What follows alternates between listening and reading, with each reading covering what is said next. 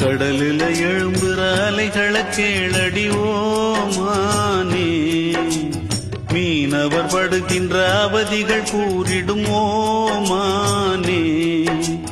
கடல் தண்ணி கரிக்குது காரணம் இருக்குது ஓமானே, உடல் விட்ட வேர்வைகள் கடல் வந்து கலக்குது ஓமானே. தையா தையர தையர தையா தையா